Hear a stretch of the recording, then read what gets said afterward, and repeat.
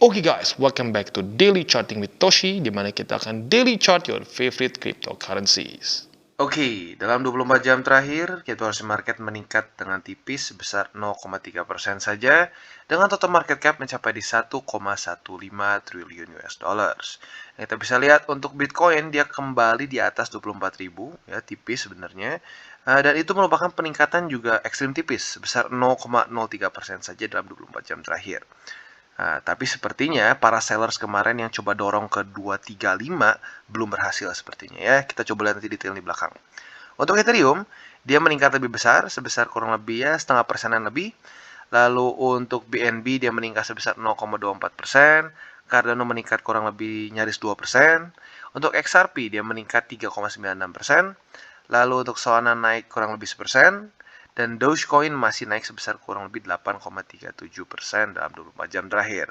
Jadi overall kita bisa lihat bahwa kecenderungannya ya sebenarnya masih steady, kurang lebih steady dari situ ya. Dan market cap pun naik cuma tipis ya. Nah, lagi-lagi gue ingatkan ini adalah sesi pertama, di mana sesi pertama ini kita akan bahas lebih ke macroeconomics, Bitcoin dan Ethereum. Untuk altcoins kita akan bahas di sesi kedua. Ya, sebelum kita masuk ke charting, ada dulu news yang bukan news ya mungkin ya, ada beberapa orang yang bertanya-tanya nih di grup dan di komen. Wah, ini gimana nih Mt. Gox, apakah akan membuat cryptocurrency market hancur lagi atau tidak?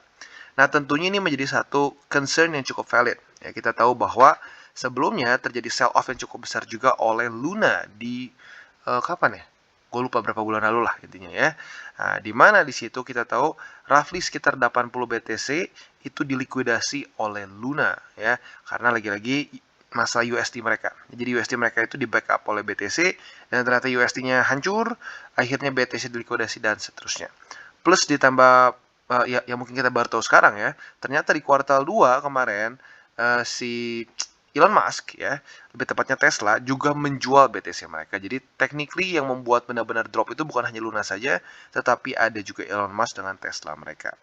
Nah sekarang mungkin yang bikin orang ketar-ketir adalah datanya Mt. Gox ini memiliki 850.000 BTC ya. Ini kalau dijual semua otomatis akan membuat market hancur. Yes, tentunya ya. Tapi ya kita harus tahu bahwa dia tuh punya 850 dulunya, bukan sekarang ya. Sekarang mereka menghold sekitar 141.000 BTC, 142.000 BCH dan 60 berapa nih?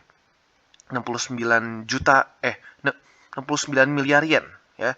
Nah, jadi total itu sekitar 3,2 miliar US dollars. Nah, jadi bukan 850.000 yang mereka punya. Ya, mereka tadinya punya segini tapi kecolongan ya. Nah, jadi sekarang pertanyaannya, apakah ini akan 141.000 dibuang semua ke market? Enggak pasti. Ya, ini masih menjadi perdebatan. Ya, mereka mau seperti apa? Apakah mau semua dilikuidasi dulu ke yen, ya, lalu dikasih ke semua para investornya, atau mungkin mau langsung dikirim dalam bentuk BTC, BCH dan yen, atau mungkin mix. Nah, jadi lagi-lagi sampai sekarang setahu gue belum ada keputusan mau seperti apa. Ya, nah andaikan just in case ya orang merasa bahwa udahlah gue udah capek nih ya si Mt. Gox mendingan sekalian aja dilikuidasi 141.000 BTC-nya. Nah kalau sampai itu terjadi, this is not the first time juga dalam sehari 141.000 BTC kejual. Is it bad? Kind of ya, 8,8% dari daily exchange volume, tetapi nggak akan sampai kesannya wah nembus sampai wah jadi 5.000 USD, harusnya enggak ya. Jadi lagi-lagi jangan terlalu panik dulu, kita tunggu keputusan seperti apa.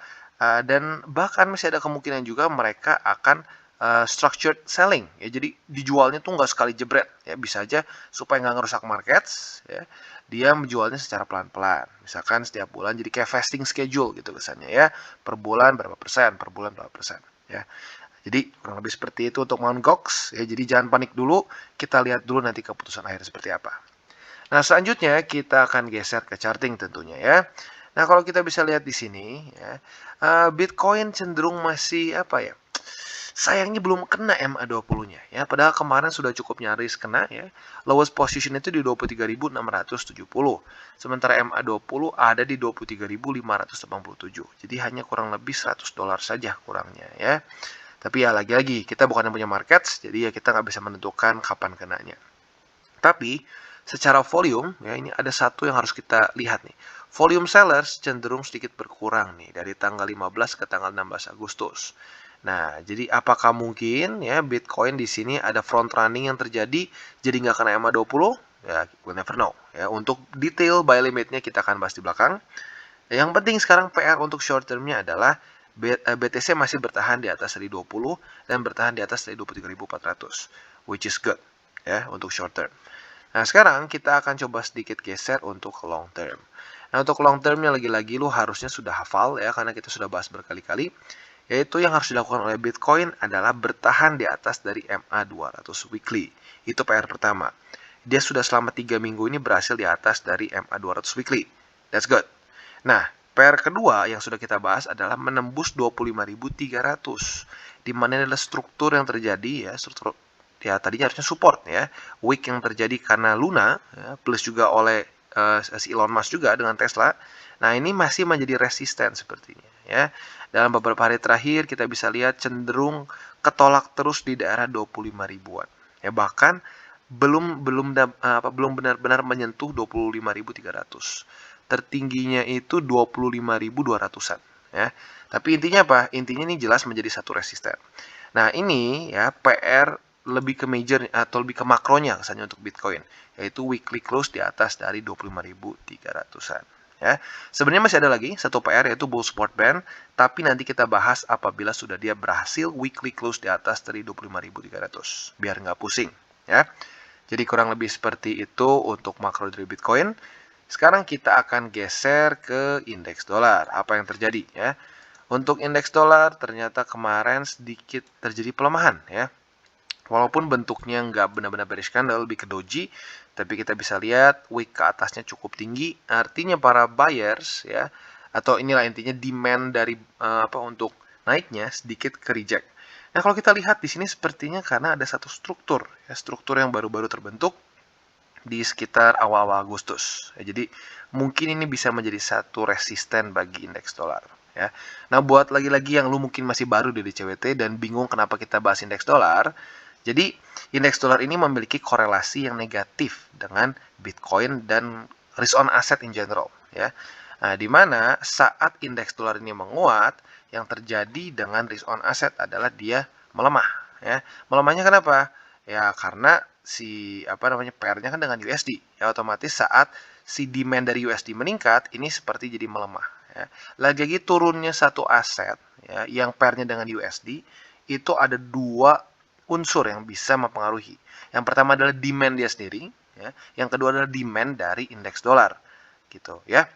Nah, jadi kalau kita lihat, semoga saja dia kembali lagi menembus MA20 dan 50. Kalau dia bisa tembus lagi, jadi semacam double top di sini, nah itu akan menjadi satu hal yang baik untuk cryptocurrency market in general. Ya, dan bukan cuma cryptocurrency market sebenarnya ya, untuk Nasdaq, S&P dan Dow Jones juga bagus. Oke. Jadi kurang lebih seperti itu ya untuk S&P, lalu Nasdaq, Dow Jones mereka cenderung malah lebih hijau dibandingkan dengan Bitcoin. Bahkan untuk Dow Jones hari ini mulai trade di atas dari MA200 daily. Nah, semoga saja korelasi dengan para kakak-kakaknya lah kesannya ya. Ini adalah indeks-indeks saham Amerika Serikat ya. Semoga saja korelasinya mulai menarik Bitcoin dan kawan-kawan. Ya, karena kalau kita lihat Bitcoin mulai sedikit terkoreksi, tapi kalau untuk indeks-indeks saham Amerika Serikat malah cenderung naik ke atas, ya. Jadi kurang lebih seperti itu untuk overall-nya ya. Untuk buy limit-nya yang lebih detail kita akan bahas di belakang. Nah, tetapi sebelum kita masuk ke situ, gue ingin ingatkan dulu bahwa DCWT ini bukanlah financial advice. Itu yang pertama. Dan yang kedua, ini juga bukan bagi-bagi sinyal. Dan yang terakhir, buat kalian yang tertarik untuk akumulasi altcoins, BTC, dan lain-lain, bisa cek link reflektor di bawah. Dan sebelum kita lanjut juga bagian buy limit-nya, ada pesan-pesan dari sponsor kita pada hari ini. Oke, dan sebelum kita lanjut DCWT kita pada hari ini, ada berita bagus dari OKX, di mana kita bisa mendapatkan mystery box yang nilainya up to 10.000 US dollars. Ya. Cara kerjanya seperti apa? Mudah. Kita invite teman kita, ada new user login, dan kita bisa claim reward kita. Ya. Step 1, kita invite teman kita dengan invitation poster kita atau link. Ya. Dan yang kedua, saat teman kita login, ya hanya login saja di OKX app selama 30 hari setelah registrasi, both lu dan invitee-nya akan mendapatkan mystery box. Nah, apabila teman lu mengkomplit single deposit, ya ini di luar dari yang step kedua ya, lebih dari 50 USD, kalian akan mendapatkan lagi satu mystery box lagi. Ya, jadi ada dua cara nih ya, bisa double. Nah, setelah itu, semua mystery box ini bentuknya ya, hadiahnya ini dalam crypto rewards up to 10.000 US dollars. Rewardnya bisa macam-macam, ada BTC, ETH, OKB dan seterusnya ya. Nah, setelah itu kalian juga bisa mendapatkan lagi surprise mystery box untuk yang kedua, kelima, dan ke-10 dan seterusnya. Ya, jadi buat lo yang tertarik dan belum punya akun di OKX, jangan lupa bisa cek link referral kita di bawah. Oke, dan sekarang kita akan geser ke buy limit untuk Bitcoin. Ya, nah jadi overall kita bisa lihat bahwa masih cenderung bearish. Ya, kita bisa lihat beberapa hari ke belakang, weeknya cukup panjang ke atas. Ya, artinya ada rejection dari daerah 25 ribuan. Tetapi di waktu bersamaan yang bikin dilema adalah dia juga cenderung enggan kena support MA20. Dan bahkan volume sellers dari yang 2 hari sebelumnya meningkat, sekarang kembali turun lagi pada tanggal 16 Agustus kemarin. Nah, jadi walaupun seperti itu, ya kita tetap stick sama trading plan kita. Kita tetap buy limit di MA20 yaitu di 23.500. Ya mungkin lebih tepatnya kalau dibulatkan lebih mendekati ke 23.600. Ya, jadi itu buy limit pertama kita yang bisa dibilang juga ada sedikit confluence dengan 23.400. Jadi ini double support ya. Nah, selanjutnya ya buy limit kedua kita ada di MA50 di mana MA50 itu ada di 22.168, mulai cenderung mendekati ke atas ya. Dan buy limit ketiga kita ada di 21.532, di mana ini adalah satu struktur resisten awalnya, tetapi seperti yang kita lihat tertembus pada tanggal 18 Juli lalu. Maka kemungkinan besar akan bisa juga menjadi satu daerah support. Nah, yang terakhir ya, walaupun sebenarnya kita udah pernah bahas juga satu lagi ya, sebenarnya ada 5 ya. Yang 5 itu di sekitar sini, di 15 ribuan. Tapi masih jauh, jadi kita bahas dulu keempat saja, yaitu di 19.218 ya. Di mana ini adalah struktur yang cukup penting. Karena kalau kita lihat dalam beberapa bulan terakhir ini adalah MVP kita ya. Support yang menahan harga Bitcoin supaya tidak lanjut membuat lower low. Jadi kita lihat sebelumnya dia cenderung lower low, lower high, lower low, lower high, lower low, dan terus-terusan. Setelah dari itu kita bisa lihat saat dia menyentuh 19.200-an, dia mulai stabil. Nah, 19.200 ini adalah weekly close dari all time high di 2017. Jadi lagi-lagi ini adalah struktur resisten awalnya. Ya. Resisten di 2020 ketembus menjadi support sekarang. Ya. Jadi kurang lebih seperti itu untuk Bitcoin. Ya, lagi-lagi TA kita sebisa mungkin gue buat simple ya, karena kalau kita bikin ribet ujung-ujungnya orang malah pusing sendiri, dan kalau kita udah pusing sendiri sama trading plan kita malah seringkali kita langgar ya. Jadi kurang lebih seperti itu untuk Bitcoin ya. Lagi-lagi yang kita perlukan adalah penembusan dari 25.300. Itu untuk makronya ya, karena ini adalah struktur yang sebenarnya cukup penting ya. Di sini sempat menjadi daerah supply, akhirnya tembus.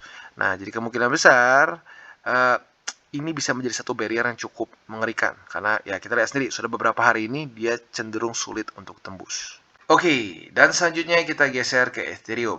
Nah, untuk Ethereum kita bisa lihat bahwa dia kemarin membuat spinning top. Ya, walaupun spinning topnya weeknya sedikit lebih tinggi, sedikit lebih besar ke bawah. Ya, tapi masih masuk ke spinning top. Nah, spinning top itu adalah satu pertanda bahwa dia bingung. Ya, mau lanjut turun atau mau naik. Nah, ini diperparah juga dengan penurunan ya volume ya. Penurunan volume ini juga menunjukkan bahwa para seller sedikit mulai kehilangan momentum. Nah, jadi ini tentunya menjadi berita yang cukup membingungkan untuk kalian pemegang posisi short. Nah, solusinya seperti apa? Ada dua ya. Untuk yang mungkin lebih konservatif, yang secara risk tolerance yang nggak terlalu besar ya. Yang kesannya gini, bang, gue nggak apa-apa deh ya, untung lebih dikit ya, tapi gue nggak rugi. Jadi kemungkinan gue buat rugi lebih kecil. Ya silahkan kalian bisa TP aja ya. Karena lagi-lagi ada penurunan volume seperti ini, dibantu juga dengan kemarin ya candlenya di sini spinning top, ada probabilitas dia bisa lanjut lagi ke atas ya. Nah, tetapi buat kalian yang mungkin secara risk tolerance lebih kuat ya, nggak apa-apa bang, gue udah siap ya, gue tahu cryptocurrency memang volatile, ya sudah, lu hold aja dulu, siapa tahu ya ada lagi terjadi peningkatan volume Ya. Jadi lagi-lagi tergantung tipe trader macam apa lo. Kalau lu orang yang lebih suka atau lebih nyaman dengan resiko, ya sudah hold saja. Kalau lu lebih, aduh gue nggak terlalu suka resiko, ya gue lebih baik untung tipis saja, ya boleh TP sekarang. Ya. Nah, untuk kalian yang lebih siap dengan resiko, tentunya kalian tahu TP-nya masih di 1780. Ya. Nah, jadi itu kurang lebih untuk posisi shortnya. Nah, untuk posisi long otomatis tinggal kita balik, yaitu di 1780. Dan untuk akumulasi spot juga sama ya, di 1780. Nah, untuk spot seperti biasa ya, kita akan hold dengan jangka lebih panjang, itu bisa bulanan bahkan sampai tahunan ya. Jadi lagi-lagi itu pembahasan untuk TP-nya mungkin lu bisa cari di video-video gue yang dulu, cara TP ya.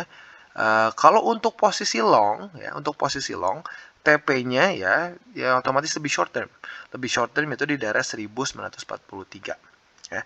Nah, mungkin ada yang bertanya, "Bang, kenapa nggak kita hold aja posisi long kita lama kalau kita bullish?"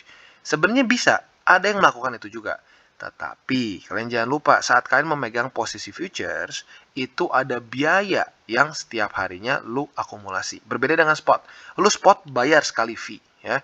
Tetapi ya udah hanya sekali saja lu hold, seterusnya lu mau hold 10 tahun nggak akan ada fee tambahan. Harusnya kecuali ya exchanger lu rada aneh ya. Nah, tapi kalau lu hold posisi futures akan ada fee yang terus menumpuk saat kita menghold posisi long atau short. Maka dari itu gua pribadi lebih nyaman posisi futures ini diambil dengan satu mindset yang lebih short term. Jadi nggak terlalu panjang di holdnya ya. Dan selain dari itu juga ya disesuaikan juga dengan kebiasaan kita di Indonesia yang suka pakai margin kegedean, margin dan leverage lebih tepatnya. Nah, semakin besar leverage terutama ya, itu akan semakin besar juga biaya lu. Jadi ya lagi-lagi ya, gue lebih sarankan untuk lebih short term. Maka dari itu long ya, posisi long lu dapat di 1780, TP-nya di 1943. Short ya tinggal dibalik ya. Jadi kurang lebih seperti itu untuk Ethereum, quite simple ya.